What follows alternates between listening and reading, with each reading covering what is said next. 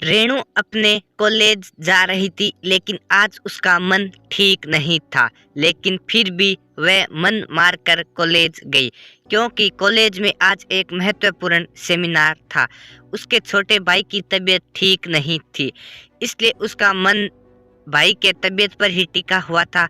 रेणु और उसका भाई पवन सतना के एक महाविद्यालय में पढ़ते थे। यहाँ वो किराए के एक कमरे में रहकर अपनी पढ़ाई कर रहे थे। रेणु और पवन की बिल्कुल भी नहीं बनती थी।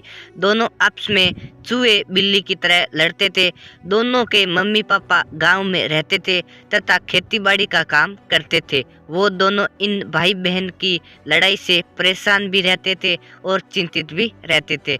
लेकिन पिछले कुछ दिनों से पवन की तबीयत ठीक नहीं थी, इसलिए दोनों के बीच लड़ाई का कोई कारण ही नहीं रहा था।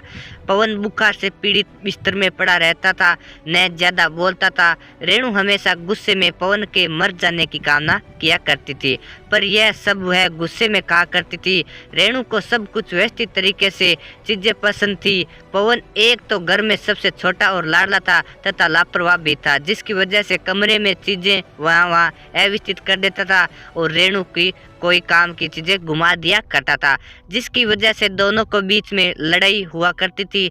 कई बार रेणु गुस्से में पवन के लिए बुरा भला बोला करती थी। एक बार रेणु ने पेन नहीं मिल रहा था, जिसके बाद दोनों भाई बहन की जमकर लड़ाई हुई।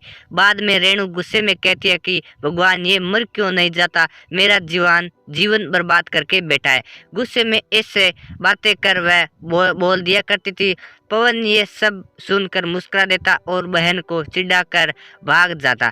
भाई बहन का प्यार क्या होता है इन दोनों को नहीं पता था, लेकिन जब से पवन की तबीयत खराब हुई है, रेणु को लगता था कि उसी के अनाप शनाप बोलने की वजह से पवन की तबीयत खराब हुई है, इसलिए उसे अपने ऊपर भी बहुत गुस्सा आ रहा था। वह इस समय अपने भाई की पूरी मन से सेवा कर रही थी, जिससे वह ठीक हो जाए। इसके अलावा अब वह भगवान की पूजा भी करने लगी और कॉलेज के बगल में हनुमान मंदिर में जाकर अपने भाई की लंबी उम्र के लिए प्रार्थना करती।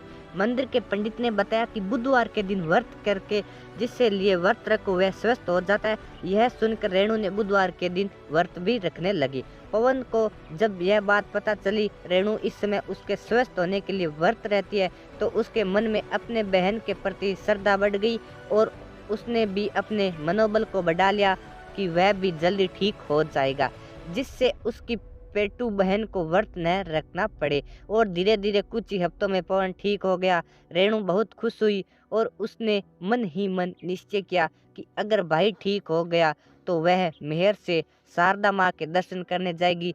कुछ दिन बाद वो दोनों फिर से लड़ रहे हैं। आखिर भारत में भाई बहन का प्यार का मतलब ही है कभी कभी एक दूसरे से लड़ना, तो कभी कभी एक दूसरों के लिए लड़ना, तो कभी दूसरों को कपड़ा पेन और बैग के लिए लड़ना। अगर आपको यह कहानी पसंद आई हो तो प्लीज़ दोस्तों इस कहानी को शेयर करना और हमारे इस वीडियो को लाइक ज़रूर करना ऐसी ऐसी हिंदी स्टोरी पाने के लिए।